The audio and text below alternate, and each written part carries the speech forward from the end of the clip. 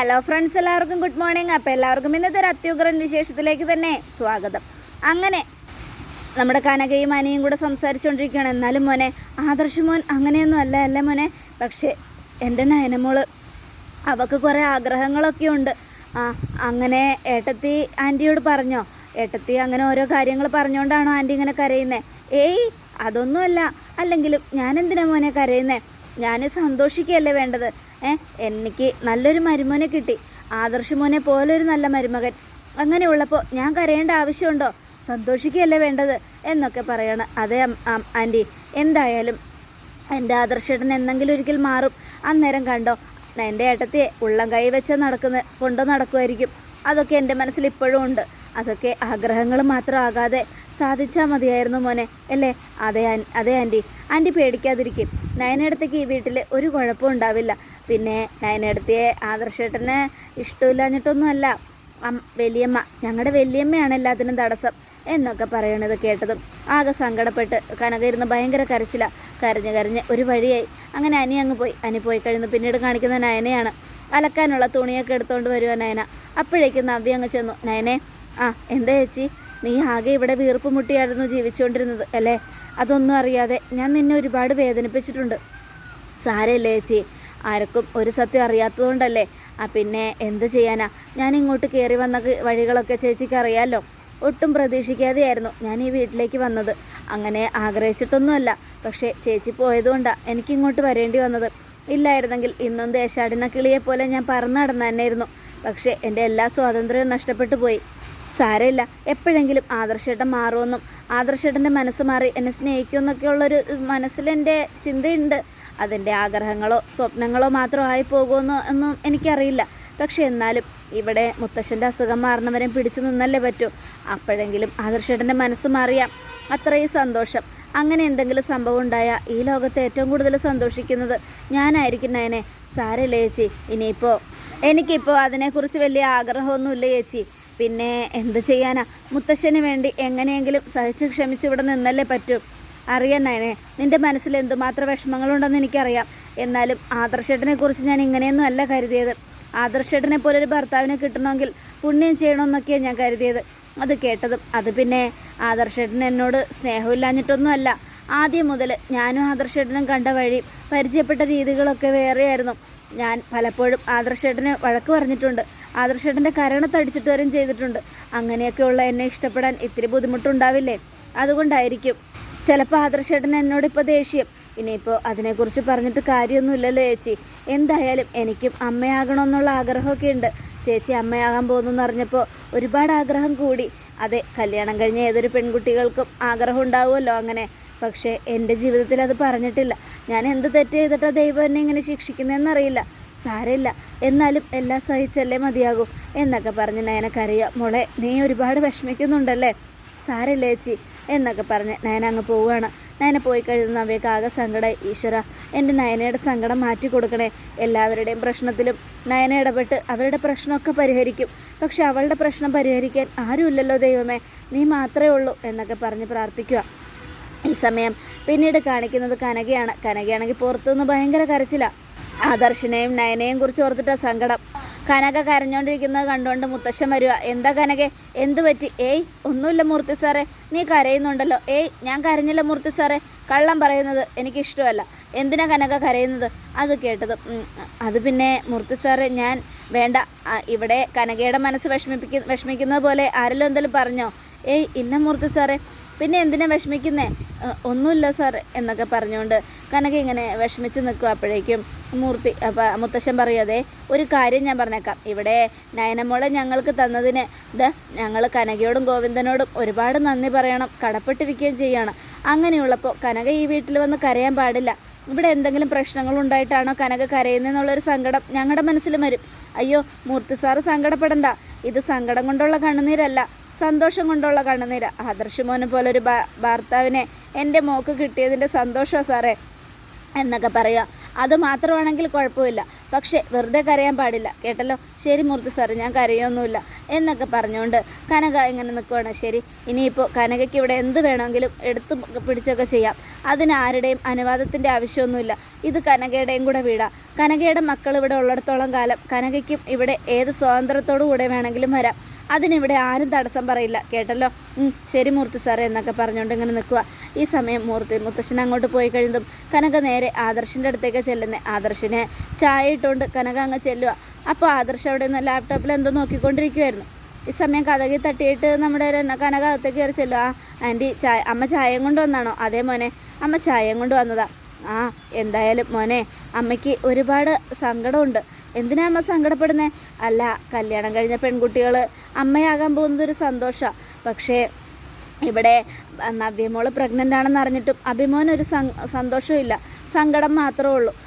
എന്നാലും എൻ്റെ മൂത്ത മോള് അമ്മയാകാൻ പോവുക, രണ്ടാമത്തെ മോൾക്കും അങ്ങനെയുള്ള ഭാഗ്യം ഉണ്ടാവണമെന്നുള്ള പ്രാർത്ഥനയില്ല ഞാൻ. എന്താ അമ്മേ, അവൾ എന്തെങ്കിലും പറഞ്ഞോ? അതുപോലെയാണല്ലോ അമ്മയുടെ സംസാരം. ഏയ് ഒരിക്കലും ഇല്ല മോനെ, അങ്ങനെ എൻ്റെ നയനമോളൊന്നും എന്നോട് പറഞ്ഞിട്ടില്ല. പക്ഷേ എൻ്റെ മനസ്സിൽ തോന്നിയതാ. അമ്മേ, അവൾ പറയുന്നത് കേട്ട് അമ്മ ഇങ്ങനെ വെറുതെ ഓരോന്ന് ചിന്തിച്ചു കൂട്ടണ്ട. അയ്യോ ഇല്ല, എൻ്റെ നയനമോൾ എന്നോടൊന്നും പറഞ്ഞിട്ടില്ല. പക്ഷേ എനിക്കെന്തോ മനസ്സിൽ അങ്ങനെയൊക്കെ തോന്നി. അതുകൊണ്ട് അമ്മ ഇപ്പോൾ മോൻ്റെ അടുത്തേക്ക് വന്നത്. മോനെ, നയനമോള് ഒരു വലിയ വീട്ടിലേക്ക് കല്യാണം കഴിഞ്ഞ് പോകണമെന്നൊന്നും ആഗ്രഹിച്ച കൂട്ടത്തിലല്ല. പക്ഷെ നവ്യമോൾ അങ്ങനെയായിരുന്നു. അവൾക്ക് ആഡംബരവും ആഭരണങ്ങളും മേക്കപ്പും ഒക്കെ ഭയങ്കര ഇഷ്ടമാണ്. അതുകൊണ്ട് പണക്കാരുടെ വീട്ടിൽ കല്യാണം കഴിഞ്ഞ് പോകണം, ആ വീട്ടിൽ പോയി സുഖമായിട്ട് ജീവിക്കണം എന്നൊക്കെയുള്ള ആഗ്രഹം നവ്യമോൾക്കുണ്ടായിരുന്നു. അതുപോലെ അത് സാധിക്കുകയും ചെയ്തു. പക്ഷേ എൻ്റെ നയനമോൾ അങ്ങനെയല്ല. ഒരു ചെറിയ ഓല വീട്ടിലാണെങ്കിലും സമാധാനവും സന്തോഷവും മാത്രം ആഗ്രഹിച്ച് ജീവിച്ചവളാണ്. ആ മോൾക്ക് ഇങ്ങനൊരു ആപത്ത് സംഭവിച്ചു എന്ന് ഞാൻ അറിഞ്ഞില്ല മോനെ. എന്താ ആപത്ത് സംഭവിച്ചു എന്ന് അമ്മ ഈ പറയുന്നേ? അല്ല, ഈ വീട്ടിൽ ആർക്കും ഇഷ്ടമില്ലാതെ ഇവിടെ ഇങ്ങനെ കഴിഞ്ഞുകൂടാൻ പറ്റുമെന്ന് ഞാൻ വിചാരിച്ചില്ല മോനെ. എൻ്റെ മോള് ഒരു പാവ. അവളെപ്പോലെ നല്ല മനസ്സുള്ളൊരു പെൺകുട്ടി ഈ ലോകത്തുണ്ടാവില്ല. അവളുടെ അമ്മയായതുകൊണ്ടല്ല ഞാനിങ്ങനെ പറയുന്നേ. മോൻ ആരോട് വേണമെങ്കിലും അന്വേഷിച്ചോ, എൻ്റെ നയനമോള് പാവ, പഞ്ചപാവം. അതുകൊണ്ടാണ് ഞാൻ മോനോട് ഇപ്പോൾ വന്ന് ഇങ്ങനെയൊക്കെ സംസാരിക്കുന്നത്. മോനെ, എൻ്റെ നയനമോൾക്ക് ഒരുപാട് ആഗ്രഹങ്ങളൊന്നുമില്ല. പക്ഷേ കല്യാണം കഴിഞ്ഞ് കഴിഞ്ഞാൽ ഏതെങ്കിലും ആൾക്കാരൊക്കെ ചോദിക്കാൻ തുടങ്ങും, കുട്ടികളൊന്നും ആയില്ലേന്ന്. അങ്ങനെ ചോദിക്കുമ്പോൾ അവരുടെ ചോദ്യങ്ങൾക്ക് മറുപടി കൊടുക്കാൻ പറ്റാതെയാവും ഭാര്യ ഭർത്താക്കന്മാർക്ക്. അതുകൊണ്ടാണ് അമ്മ പറഞ്ഞത്, ഇനിയിപ്പോൾ നവ്യമോളുടെ കുഞ്ഞിനെ മാത്രമല്ല നയനമോളുടെ കുഞ്ഞിനെ താലോലിക്കാനും ഞങ്ങൾക്ക് ആഗ്രഹമുണ്ട്. അതുകൊണ്ടാണ് മോൻ്റെ മുൻപിൽ വന്ന് അമ്മ ഇങ്ങനെയൊക്കെ പറയുന്നത്. അതൊന്നും എനിക്കൊന്നും മനസ്സിലാവുന്നില്ല പറയുന്നത്. പക്ഷെ അമ്മ എന്താ ഇങ്ങനെയൊക്കെ പറയുന്നത്? സത്യമായിട്ടും അമ്മയുടെ മനസ്സ് നയനെ വേദനിപ്പിച്ചിട്ടുണ്ട്. അതാണ് അമ്മ ഇങ്ങനെ കരയുന്നത്. ഇല്ല മോനെ, എന്നോട് നയന ഒന്നും പറഞ്ഞിട്ടില്ല. അവൾ എന്നോട് അങ്ങനെ ഒന്നും പറയില്ല. അല്ലെങ്കിലും എൻ്റെ നയനമോൾ അങ്ങനെയാണ്, അറിഞ്ഞുകൊണ്ട് ആരുടെയും മനസ്സ് വേദനിപ്പിക്കുകയില്ല, വിഷമിപ്പിക്കുകയില്ല. അതുകൊണ്ട് നയനെ കുറ്റം പറയേണ്ട മോനെ. നയന ഒരു പാവ. നയനമോൾ എപ്പോഴും ഞങ്ങൾക്ക് വേണ്ടി മാത്രമേ ജീവിച്ചിട്ടുള്ളൂ. ഇപ്പോഴും അങ്ങനെ തന്നെയാണ്. ഇവിടുത്തെ മുത്തശ്ശനും മോനൊക്കെ വേണ്ടി മാത്രം ജീവിക്കും അവൾ. അതുകൊണ്ട് മോൻ വേണം എൻ്റെ മോളെ സന്തോഷിപ്പിച്ച് നോക്കാൻ. നയനയ്ക്ക് ഒരു കുഴപ്പമില്ലമ്മേ, എപ്പോഴും സന്തോഷം തന്നെ ഉള്ളത് എന്നൊക്കെ പറയണം ആദർശ്. എന്നാൽ ശരി മോനെ, മോനെ വർക്ക് ചെയ്തുകൊണ്ടിരുന്നപ്പോഴാണ് ഞാൻ വന്നത്, മോനെ ശല്യം ചെയ്യുന്നില്ല എന്നും പറഞ്ഞ് കനക അങ്ങ് പോവുക. കനക പോയി കഴിയുമ്പോൾ ആദർശ് എന്തൊക്കെയോ പ്രശ്നമുണ്ടല്ലോ, ഇനി അമ്മ വല്ലതും അറിഞ്ഞോ എന്നൊക്കെ ആലോചിച്ചുകൊണ്ട് ആദർശ് ഇങ്ങനെ ഇരിക്കുകയാണ്. ഈ സമയം കനക അവിടെ ടേബിളിൽ പോയിരുന്ന് ചായ കുടിച്ചുകൊണ്ടിരിക്കുന്ന സമയത്ത് കനക ഇങ്ങനെ ആലോചിക്കുകയാണ്, ഈ വീട്ടിലെ എല്ലാ പ്രശ്നവും ഉണ്ടാക്കുന്നത് ഒറ്റൊരുത്തി, അതാ ജലജിയാണ്. ആ ജലജ പിശാചിനിട്ട് ഒരു പണി കൊടുക്കണം എന്നൊക്കെ ആലോചിച്ചുകൊണ്ട് ചായ കുടിച്ചുകൊണ്ടിരിക്കുന്ന സമയത്ത് കൃത്യസമയത്ത് തന്നെ ജലജ അങ്ങോട്ട് വരിക. ജലജ വന്നതും, അതേ ഇവിടെ മരച്ചീനി ഇരിപ്പുണ്ടോ? മരച്ചീനിയോ? എന്തിനാ മരച്ചീനി? ഇവിടെ ഒരു വലിയ പെരിച്ചാഴി ഉണ്ടല്ലോ, ആ പെരിച്ചാഴി ആ മരച്ചീനി കരണ്ട് തിന്നും. അതുകൊണ്ട് ആ പെരിച്ചാഴിയെ പിടിക്കാൻ വേണ്ടി മരച്ചീനി വെച്ചാൽ മതി. അത് കേട്ടതും, നീ എന്തൊക്കെയാടി പറയുന്നേ? ഇവിടെ മരച്ചീനിയും പെരിച്ചാഴിയും ഒന്നുമില്ല. അങ്ങനെയാണെങ്കിൽ മരപ്പെട്ടി ഉണ്ടോ? മരപ്പെട്ടിയോ? എന്തിനാടി മരപ്പെട്ടി?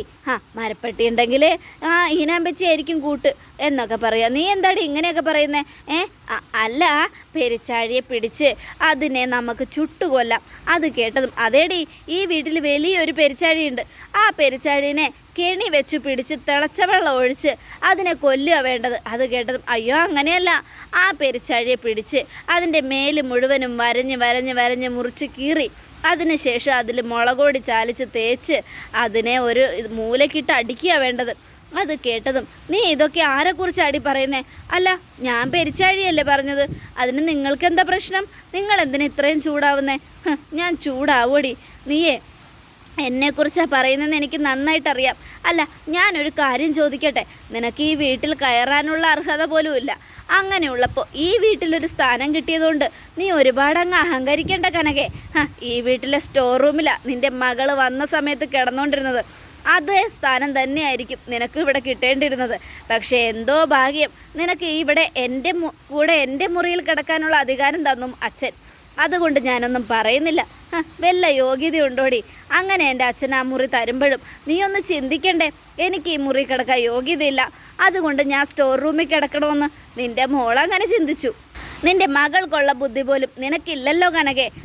ഒരർഹതയില്ലാതെ നീ ഈ വീട്ടിൽ കയറിയത് തന്നെ ഞങ്ങളുടെയൊക്കെ കഷ്ടകാലം എന്നൊക്കെ പറയണം. അത് കേട്ടതും അർഹതയെക്കുറിച്ചൊന്നും നിങ്ങൾ പറയണ്ട. നിങ്ങൾക്ക് ഈ വീട്ടിൽ കയറാനുള്ള അർഹതയുണ്ടോ എന്ന് നിങ്ങളൊന്ന് ചിന്തിച്ച് നോക്കിയിട്ടുണ്ടോ? ഞാൻ ഈ വീട്ടിൽ വന്നത് എൻ്റെ 2 മക്കളും ഈ വീട്ടിലുള്ളത് കൊണ്ടാണ്. എന്നാൽ നിങ്ങളോ? എന്നെക്കാളും കഷ്ടമല്ലേ നിങ്ങളുടെ കാര്യം? എനിക്കുള്ള അവകാശം പോലും നിങ്ങൾക്കില്ലല്ലോ, അതുകൊണ്ട് ഞാൻ പറഞ്ഞതാ എന്നൊക്കെ പറയണേ. ഇത് കേട്ടതും നിന്നോട് ആരെങ്കിലും എന്തെങ്കിലും പറഞ്ഞായിരുന്നോ? അതൊക്കെ പറഞ്ഞു എന്നിരിക്കട്ടെ എന്ന് കരുതി നീ നിൻ്റെ വില മറക്കരുത്. സോറി ജലജെ, എന്തൊക്കെയായാലും നീ വന്ന വഴിയും മറക്കരുത്. ഈ വീട്ടിൽ നിനക്ക് ഒരവകാശം ഇല്ല എന്നുള്ള കാര്യമൊക്കെ അറിഞ്ഞിട്ട് തന്നെയാണ് ഞാനിവിടെ നിൽക്കുന്നത്. എന്നോട് കളിച്ചാലേ നിൻ്റെ എല്ലാ കാര്യങ്ങളും ഞാനിവിടെ തുറന്നു പറയും. അത് കേട്ടത് നീ എന്നെ പേടിപ്പിക്കുകയാണോ? നിൻ്റെ ഭീഷണിയൊന്നും എൻ്റെ അടുത്ത് നടക്കില്ല എന്നും പറയണം. അത് കേട്ടതും കനക എന്നാ നീ ഇങ്ങനെയൊക്കെ പറയുന്ന സ്ഥിതിക്ക് നിന്നെ ഒരു പാഠം പഠിപ്പിച്ചിട്ടേ വഴിയുള്ളൂ. നീ എന്നെ എന്ത് ചെയ്യോടി? നീ എന്നെ തല്ലും അല്ലേടി? അതെ, തല്ലും. നിന്നെ തല്ലണമെന്ന് എനിക്കുണ്ട്. എൻ്റെ കൈ നന്നായിട്ട് തരിച്ച് വരുന്നുണ്ട്. എന്നാൽ നീ എന്നെ തല്ലി നോക്കടി. അയ്യോ എന്നെ തല്ലുന്നേ, അയ്യോ എന്നെ തല്ലി എന്നും പറഞ്ഞുകൊണ്ട് കനക തന്നെ കരച്ചിഞ്ഞോണ്ട് ഓടി നിലവിളിച്ച് വരും. അപ്പോഴേക്കും നയന, എന്താ അമ്മേ, എന്ത് പറ്റി? ഒന്നും പറയണ്ട മോളെ, ഞാൻ ഈ വീട്ടിൽ നിൽക്കുന്ന ഇഷ്ടമല്ലെങ്കിൽ അങ്ങ് പറഞ്ഞാൽ പോരെ, എന്നെ തല്ലി ഒരു പരുവാക്കി, എന്ത് പറ്റി എന്നും പറഞ്ഞുകൊണ്ട് മുത്തശ്ശനും മുത്തശ്ശിയും വരിക. ഒന്നും പറയണ്ട, എന്നെ തല്ലി, എനിക്ക് പോകണം, എനിക്കിവിടെ നിൽക്കണ്ട, ഞാനിവിടെ നിൽക്കുന്നത് ഇഷ്ടമല്ലെങ്കിൽ അതങ്ങ് മുഖത്ത് നോക്കി പറഞ്ഞാൽ പോരെ, എന്തിനാ തല്ലുന്നേ എന്നൊക്കെ ചോദിച്ചുകൊണ്ട് ആകെ സങ്കടപ്പെട്ട് ഇങ്ങനെ നിൽക്കുക. ഇത് കണ്ടതും മുത്തശ്ശൻ, എന്താ ജലജെ, എന്താ കാര്യം, എന്താ നീ എന്തിനാ ഓടി വന്ന? അച്ഛൻ ഞാനൊന്നും ചെയ്തിട്ടില്ല. വേണ്ട, നിൻ്റെ മുഖം കാണുമ്പോൾ അറിയാം നീ എന്തോ ചെയ്തിട്ടുണ്ടെന്ന്. അതേ മൂർത്തി സാറേ, ഈ ജലജ എന്നെ തല്ലി കഴുത്തിന് കുത്തിപ്പിടിച്ചു, എന്നെ കൊല്ലാൻ നോക്കി. ദൈവമേ, എന്തൊരു പച്ച കള്ളോ ഇവർ പറയുന്നേ.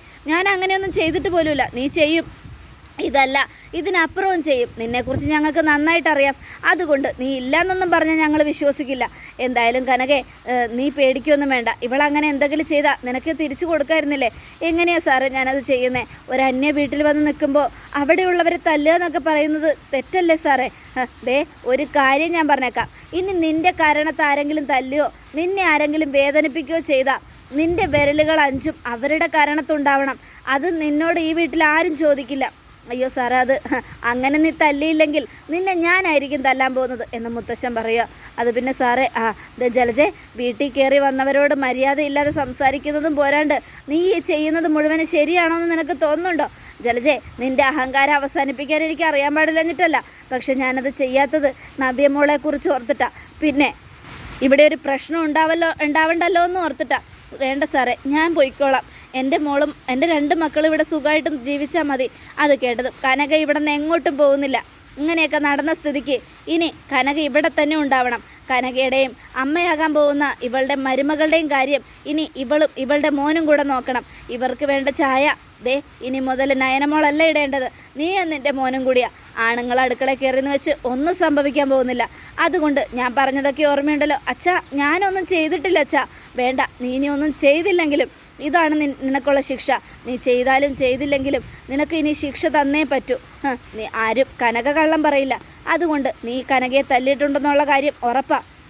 എനിക്കിത് നന്നായിട്ട് മനസ്സിലായ കാര്യമാണ്. പിന്നെ നിൻ്റെ മോനോട് നീ പറഞ്ഞു കൊടുത്തേക്കണം, ഇനി എല്ലാ കാര്യങ്ങളും നിങ്ങൾ 2 പേരും കൂടിയാണ് നോക്കേണ്ടതെന്ന്. മനസ്സിലായല്ലോ? അത് കേട്ടതും, അച്ഛാ വേണ്ട, ഒരക്ഷരം നീ മിണ്ടണ്ട. ഈ വീട്ടിൽ 2 അമ്മായിയമ്മമാരുണ്ട്. 2 അമ്മായിയമ്മമാർക്കും ഓരോ ധാരണയാണ്. അവരുടെ മരുമക്കളെയും ബന്ധുക്കളെയും കാണുമ്പോൾ ഒരു പുച്ഛത്തോടെയാണ് സംസാരിക്കുന്നതും പെരുമാറുന്നതൊക്കെ. അതിന് ഞാനൊന്നും പറഞ്ഞില്ലല്ലോ അച്ഛാ എന്നും ദേവയാനി. വേണ്ട, നീയൊന്നും പറയണ്ട.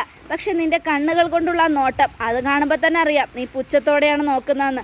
എന്തായാലും ദേവയാനി, നിൻ്റെ വിചാരങ്ങളൊന്നും നടക്കാൻ പോകുന്നില്ല. ഈ വീട്ടിലെ 2 മരുമക്കൾക്കുള്ള സ്ഥാനം എന്താണെന്ന് നിനക്കറിയാലോ. അതുകൊണ്ട് കനകയ്ക്കും ഇവിടെ ഏറ്റവും അധികാരത്തോടെയുള്ള സ്ഥാനം തന്നെ കൊടുക്കണം. പക്ഷേ ജലജയ്ക്ക് ആ ഒരു അധികാരമില്ല. അതുകൊണ്ട് ജലജയെക്കാളും അവകാശവും അധികാരവും കനകയ്ക്കാണ്. മനസ്സിലായല്ലോ? ഇനി ഞാൻ പറയുന്നത് പോലെ അനുസരിച്ചില്ലെങ്കിൽ അമ്മയും മകനും ഈ പടിക്ക് പുറത്താണ്. മനസ്സിലായോ എന്നും പറഞ്ഞ് മുത്തശ്ശനും മുത്തശ്ശി അങ്ങ് പോവുക. അവർ രണ്ടുപേരും അങ്ങ് പോയി കഴിഞ്ഞതും ദേവയാനിയും ദേഷ്യപ്പെട്ടു പോയി. ദേവയാനിയും പോയി കഴിഞ്ഞതും നവ്യയും നയനയും കനകയും കൂടി ഇങ്ങനെ നിൽക്കുക. അപ്പോഴേക്കും ജലജ, കനകെ ഞാൻ നിന്നെ ശരിക്കും തല്ലിയോ? അപ്പോൾ കനക ജലജയെ ഒന്ന് തുറച്ചു നോക്കുകയാണ്. അതോടുകൂടെ എപ്പിസോഡ് അവസാനിക്കുകയാണ്. നാളത്തെ ഒരു തകർപ്പൻ വിശേഷത്തിനായിട്ട് കാത്തിരിക്കുക. എല്ലാവർക്കും ഒരിക്കൽ കൂടെ നല്ലൊരു ശുഭദിനം തന്നെ ആയിക്കോട്ടെ. Thank you friends.